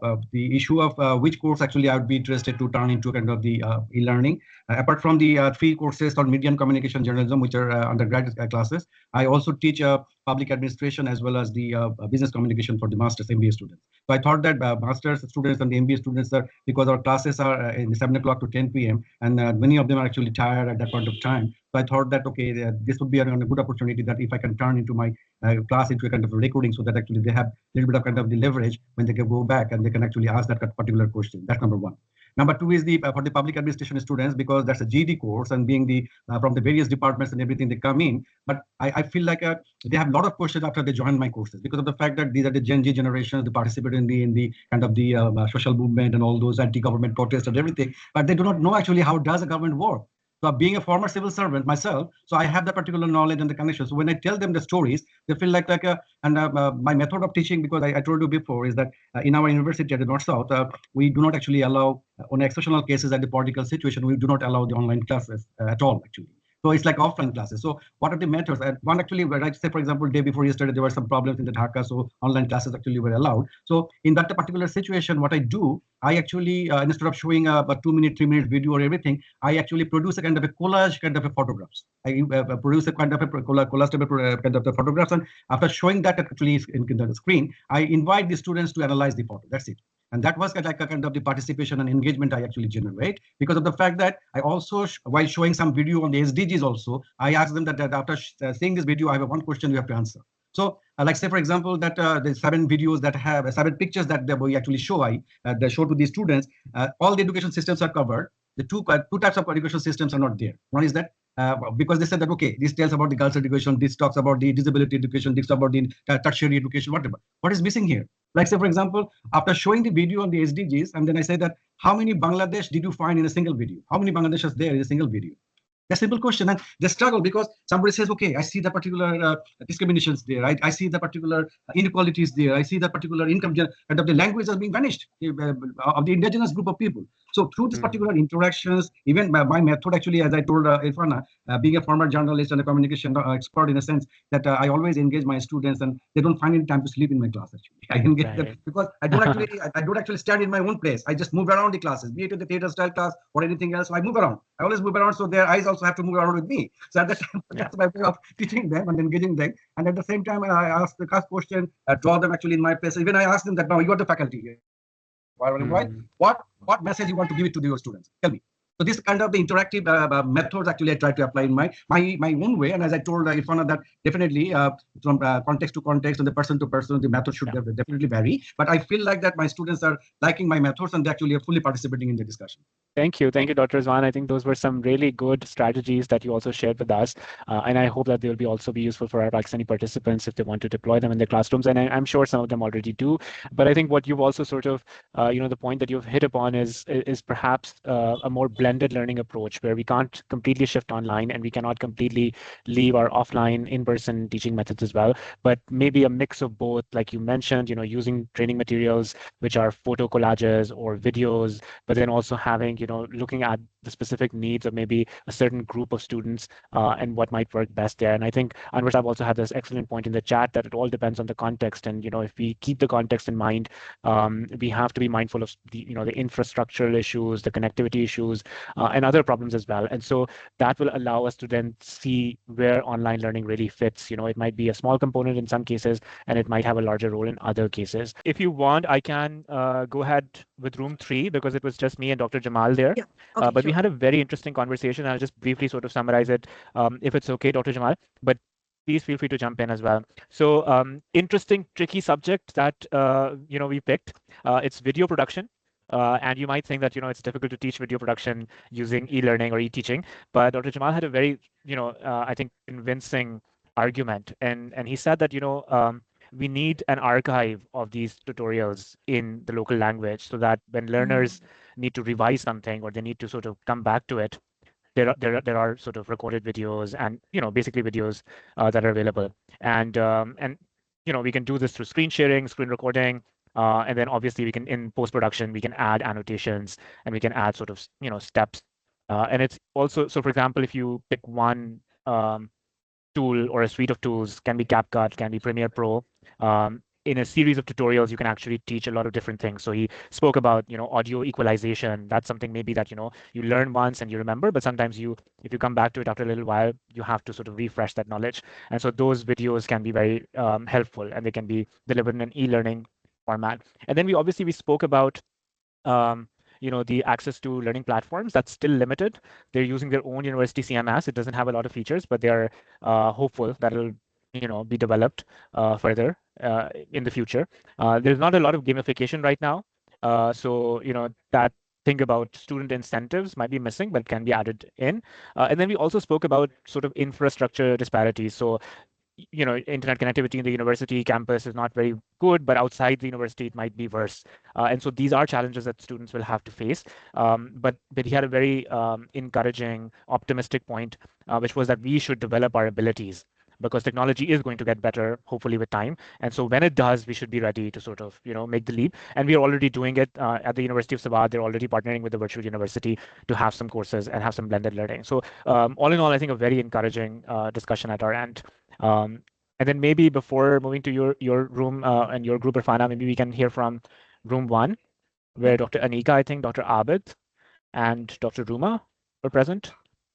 If any one of you would like to maybe go ahead. Yes. Who would like to maybe present from your group? Anybody, just, Dr. Anika, there's no please. formality. Yeah.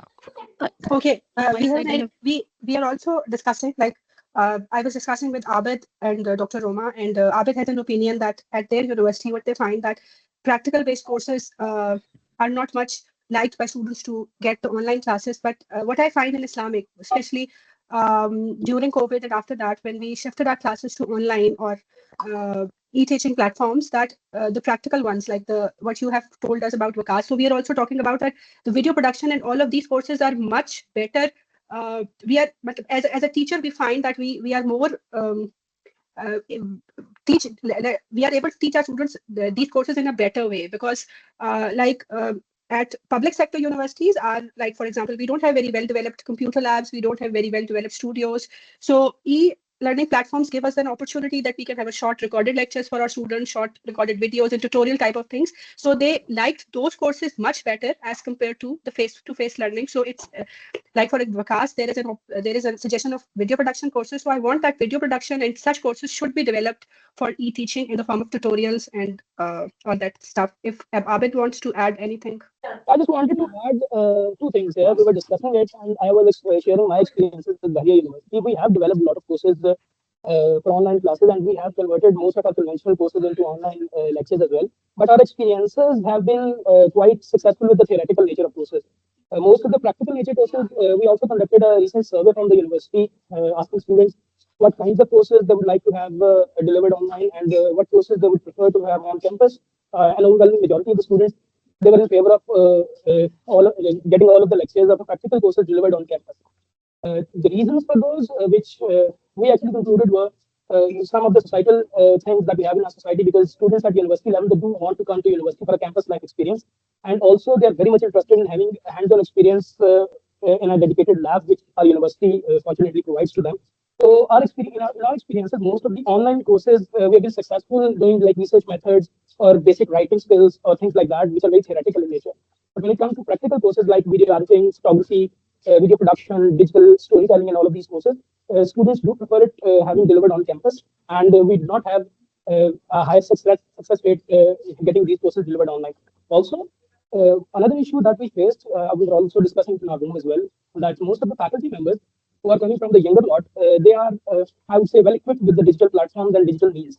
But most of the teachers who are very experts, like in the field, and who have like years of experience, but they're not tech savvy, or I would say they're not digitally well equipped, we have a lot of issues conducting their classes online, because to have an interactive session for them when a student is not sitting in front of them and they are just listening to their lecture online, it becomes a huge challenge for them. So I would say as a society, because a lot of the students, they just connect to the class and then they're not in the classroom. We do not have a mechanism to like constantly check if the students are actually attending the class. And we also had some, I would say, unfortunate, or I would say not very encouraging, discouraging kind of experiences with online evaluations as well. So bottom line, in our experiences, most of the theoretical nature of courses are like probably they have a higher success rate being delivered online. But when it comes to practical nature of courses, which a lot of courses are in our discipline of media studies, we did not have much success delivering them online. Thank you very much. I just wanted to add my own experience here because there is a division that practical or more technical courses should be online, or the more theoretical courses should be online. Recently, I learned Final Cut Pro. It's FCP, that's editing software, and it's a big editing software. So I actually learned it online, e-learning. So that's why I think for me it was a very helpful. It was very technical course. So I think it's a mixed kind of thing that even the more technical courses, if it's there online, as Dr. Anika mentioned, that then in class you are in the class for once, right, and then you teach them, and then the class is finished, and maybe students can come to you and ask questions, and then they can. But if it's an online e-learning course, then student can go again and again, and they can learn again and again. So that's one, I think, that a pro of a e-learning courses, that's a more technical. So yeah, so I just wanted to add here that example. I was in the room with Dr. Fahim and Dr. Riaz, and we discussed that because there was a one course that's about the TV production. So that's again a very technical course, but how we can convert that technical course actually into the e-learning. So I'll, because I have already spoken a lot, so I'll ask Dr. Fahim or Dr. Riaz if they can talk about it, that why they think that course could be a e-learning courses, and what challenges could they have while converting it into e-learning. Well, I'm teaching television journalism for the last let's say for 8 or 10 years, and the thing is that it's a practical subject. So I think it's better to go for e-learning, or to create some content in a new way. Like here, normally we teach like in the classroom a lecture-based, let's suppose, way of teaching. So it will be better to go for e-learning and to create content so that the students get some interest or create interest for them.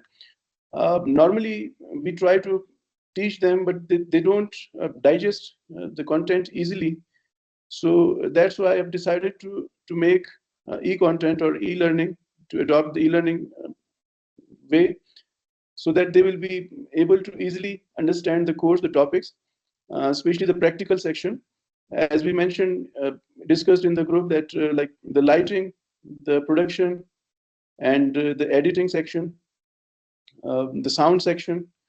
So these are the areas where we can create e-learning, or we can go for e-learning. So it will be better for them.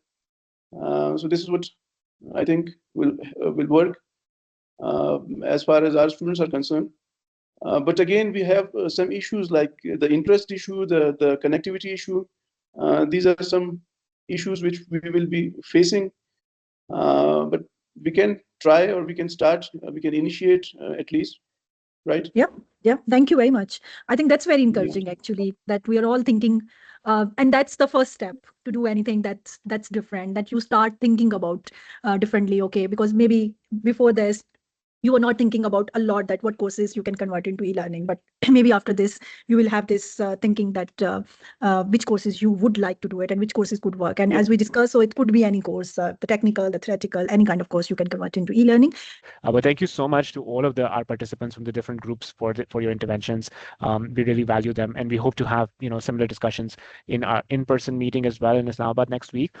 With that, I'll go back to Irfana and request her to resume her talk. I believe we are going to move to assessments for e-learning and some very interesting approaches that they have tried with their own online courses. Thank you, Irfana. Thank you very much, Vikas. Okay, so AI tools for assessment design. In all these courses which we have created, we used AI tools to get smart assessments, and I'll try to show one of the way how you can do it. But AI actually can help you not only to create smart assessments, but also it can save your time as well. Like in creating assessments, it might take you like 3 or 4 hours, maybe 2 hours. But if you're using AI, and then it can decrease your time, and not only decrease your time, but you can create different ways to have those assessments. AI reinforces learning and Mayer's success in a very engaging ways. So it's not only that they are creating smart assessments, but also AI can give you a different ways that how you can create those assessments in a very engaging ways as well. It can generate diverse, personalized questions as well. So these are the some things which you can do when you are using AI tools. So formative assessments reinforce learning throughout. If you are using this, then because whenever you are teaching something and then after that the assessments, those assessments not only are giving you that what students actually got those through those courses, but also they are reinforcing learning as well. So whenever you are creating those assessments, that's one more thing which you should keep in mind, that this kind of learning reinforces as well. Summative assessments measures mastery at end stages as well.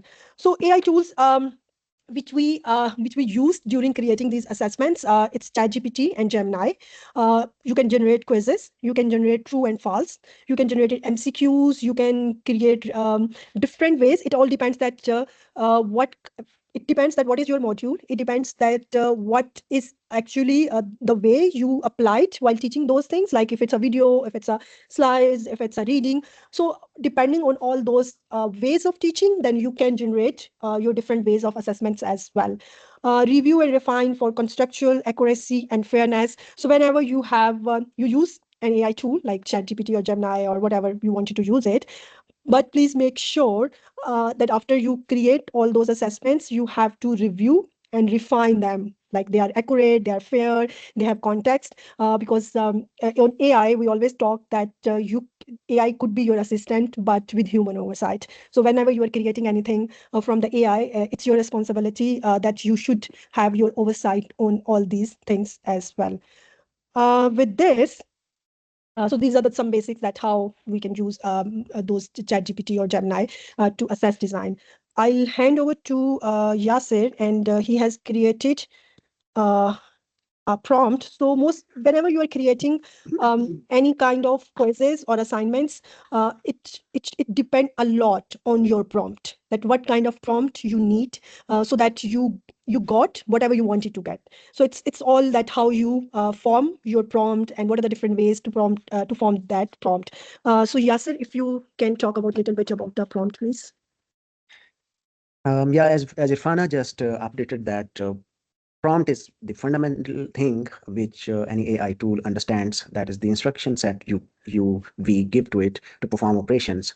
So as we are discussing about designing different sort of assessments, so we are all educators, as we understand that in this group, different people are coming from different universities, or they're doing practice with Moodle and e-learning, etc.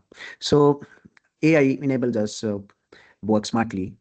Assessments create a sense of accountability, as well as it reinforces the things we have learned, whether they are practical nature, whether they are of a sort of conceptual reinforcement thing. So now we need to be self-assured that AI does not infects our assessments with its own biases. We all understand what kind of different sort of biases AI tools can bring in with their productions, with the things they produce for us. So and we suggest that whatever content we have used for teaching in class, in any e-learning module or elsewhere, we feed all those texts, all those videos, all those scripts in any AI tool like ChatGPT, Gemini, Copilot, with whatever we are familiar with whatever we are at ease of using. So first step we used, this is a success story kind of thing, that generally we know that assessment is based on the objectives we have for certain project or certain lesson or certain learning material. So we feed all these things, like whatever we are taught. We also feed the objectives of that course or module. We feed those objectives to the AI tool. For instance, ChatGPT feed the content as I've just said, readings, visuals, whatever we have given, and also update the AI tool, clarify the AI tool what is the purpose of the quiz, that whether we want to do concept reinforcement, that further revision of the concepts, or the learning reinforcement, that it strengthens in the heads and minds and practical approach of the learners. We also tell whether we need to tell whether purpose is evaluating students, that how much they have learned, and indirectly it evaluates us instructors as well, that how much our learners have got something out of our learning design. And it also gives a sense of accountability to the learners, that whatever they are learning isn't a passive activity. They are being tested. They can also tell themselves that whether they are seeing a video or reading a material or just doing any exercise, whatever they have learned. So assessments tell about that. So this is one of the prompts. There could be many prompts you design as per your purposes. This is just sample prompt. So this is the prompt I used in designing the assessments, because I had to cater to a certain group of people with certain capacities and competencies. So I told it my need was creating MCQs. Otherwise, we could design a constructed response. That constructed response, we say essay type questions or short, detailed, with minimum detailed question. They are called constructed response. But I was more interested in designing MCQs type questions. So usually, for each activity or wherever it applied, I used 5 MCQs. So I gave the first point as prompt. This was the comprehensive prompt I used to give, but the first point in it was like design an MCQ test of 5 items. Items mean 5 questions. Each question had 5 choices for it, and I also told it that keep the choices between A, B, C, D, E, like that. I mean, when you give 5 choices, it serves many purposes, because at times I was designing that assessment for reinforcing the concepts, for revising them, just to let them give another chance of reading into main concepts of the things we taught. So I used 5 questions with 5 choices each. And I also told them that those choices mean distractors. Those choices, multiple choice questions, choices are called distractors technically in assessment language. So I told the AI tool that these distractors should be at various points. I used easy, at times I told it moderately challenging, depending upon I thought that now students are at that developmental stage. So I chose only one of these 3 categories of distractors challenge, but at times easy, at times moderately challenging, at times very challenging. So you also keep a balance of these. At times you can tell that out of the 5 questions, keep 2 easy, 2 moderately challenging, and 1 very challenging. This is kind of a healthy ratio of checking every kind of students, not stopping everyone at the same point, but just seeing that somebody can handle easy questions, but where they do they stuck at moderately challenging or at very challenging. In this way, we can measure the success of students and learners of various capacities, various competencies. So distractors quality, and the last point, main point, is questions stem should be in.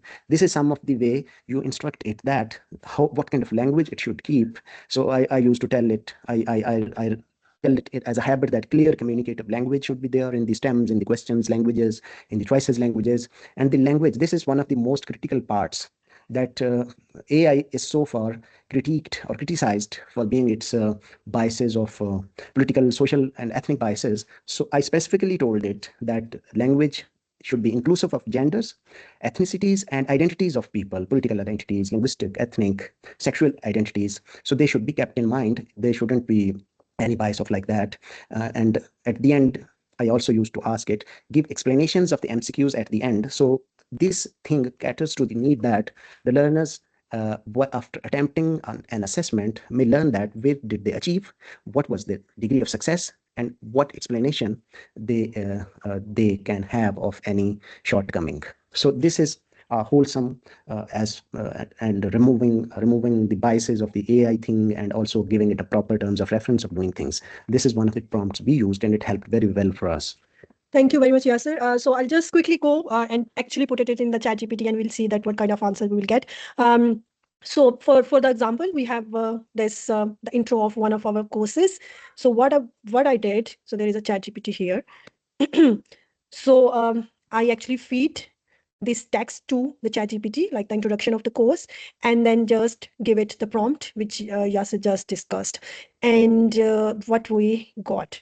So then we got all these 5 questions, 1, 2, 3, 4, and 5 questions, and then answers as well with explanation, because in the prompt it says that give me the correct answer with explanation, so it gave explanation as well. So that's the way in which you can create your assessments. It's MCQs, but you can have like true and false assignments or other ways of assessments as well. But in this way, you have to consume some time for the prompt, but the rest of the things you can do it like quickly. But maybe if it's not the AI and you are working as by yourself, then it will take more time. So I'll stop sharing my screen, and we will go to all. And if there are any questions or any things which we wanted to discuss, then please. So yeah, that's all from us for today. We're looking forward to meet you in person in Islamabad. So yeah, so over to you, Akash. Any Thank ending you thoughts? so much, Irfana and Yasser. And if you allow me, I'll maybe just add my 2 cents on this last point, because what we're noticing is that, AI tools and technologies are creating disruptions. They're creating disruptions in our creative industries, obviously.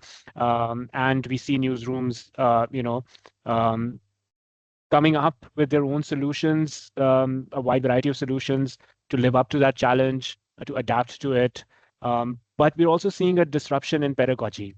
And I think that's not just in Pakistan, it's the world over. So there are people in Pakistan and abroad who are also exploring this question, who are coming up with their own innovative strategies. Some of it obviously is on personal initiative, but I think it's very important for us to also speak with each other as, educators to sort of learn from each other's experiences and examples, and from international examples as well. So some of the strategies that we've just heard in the last few weeks and months is some instructors allowing the use of AI for initial responses, but then building assignments on top of assignments to get students to critique the generative AI responses. Some instructors are moving to a more verbal question and answer approach, where they do some written exercises where students are allowed to use ChatGPT and other generative AI chatbots, but then they also have to have like an in-person classroom, almost like a talk show format, like a conversation, a dialogue, or a debate. And Dr. Rizwan also mentioned that format early on in this talk.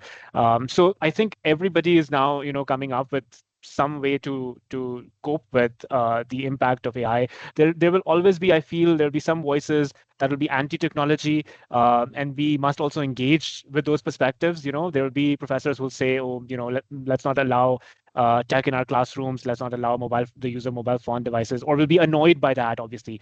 But I think the challenge for us is also whether the use of AI by students will affect their learning and comprehension and their retention abilities. So I think in our Thursday virtual learning session, one of our colleagues raised the point that we should use AI as an assistant, both as faculty members and educators, but then also allow students to maybe use it as an assistant.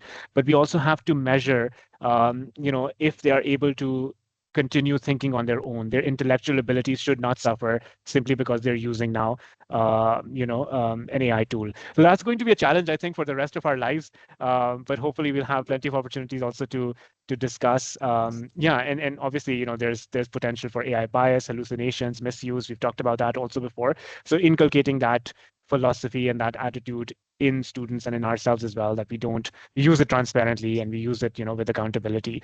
Dr. Rizwan has just joined us, and before he dropped out, I think he wanted to share some comments. So we'll just see if he still wants the floor before we conclude the session. Please go ahead, Dr. Rizwan. I'll just take 2 minutes. This semester, I understand that the AI is there everywhere. It's pervasive now. So we are just promoting the ethical use of the AI by the students, also by the faculty. That's number one. But to actually going back to because of my age and everything, so I always actually thought that okay, the old method probably is more useful than actually discarding the AI use and everything. So in our university, for the presentation, group presentation, and also the individual assignment, the 20 marks are there. What I did, actually, I actually done away with the both individual assignment and the group presentation. Instead, I actually introduced a 20 marks, which I'm calling it in-class a creative challenge kind of the examination. But they'll be doing the same thing, because I'll give you, I have already given them a kind of the government report, or say, for example, the Media Reforms Commission report of the Bangladesh government. So all the three classes of my media communication students, I forced them to read this particular topic and this particular, and I have given them even in advance the 5 prompts. I have given them the 5 prompts actually to measure their kind of the knowledge level and everything. But my understanding is that This is actually you learn from the report from the government, but you update yourself by accessing the media. Okay, by accessing the media from the various sites, and at the end of the day, you have to write actually three out of three prompts. You have to write one particular essay, which is I'm calling it a creative essay, because I say, for example, I talk about the media ownership issues, or I talk about the media's own transparency and accountability issues. These are the prompts actually I'm just going to give to them, and at the end of the day, they will have to write a 250 words essay based on their own understanding actually what they have learned from the government report and by accessing the external sources. And similarly, the group presentation is done with, because they will just simply use the AI for their group presentation, producing the content. You do the same thing in the class. You write 10 bullet points in the class. Okay, within this particular given time, you have 10 marks for that one, and then you write 10 bullet points based on the prompts that I have already given it to you. So based on that one, so they feel like using both the old method and the new method, but when they produce the document, they go back to the old method of writing and in the classrooms, not actually using the AI or not actually using the phone or anything else. That's why actually I'm just introduce this particular method, and I'm seeing a very good results of the students from this particular technique that actually I'm applying for the moment right now. Thank you so much. Thank you. I think on that note, we'll thank Irfana, Yasser, and Yasser Chitta Sahab for joining us for this session. Thank you so much for your time. And obviously, a huge thank you to all of our participants who stayed until the end. We really, really appreciate your time. And with that, I'll once again thank you and say goodbye. This is obviously, in the lead up to our physical meetings next week. So we can't wait to welcome you all in Islamabad. Thank you so much. Take care. Khuda Hafiz. Bye-bye. Thank you very much, everyone. Thank you. Thank you very Waqas, much. and Thank you. DW, everyone. Thank you very much. Assalamu alaikum.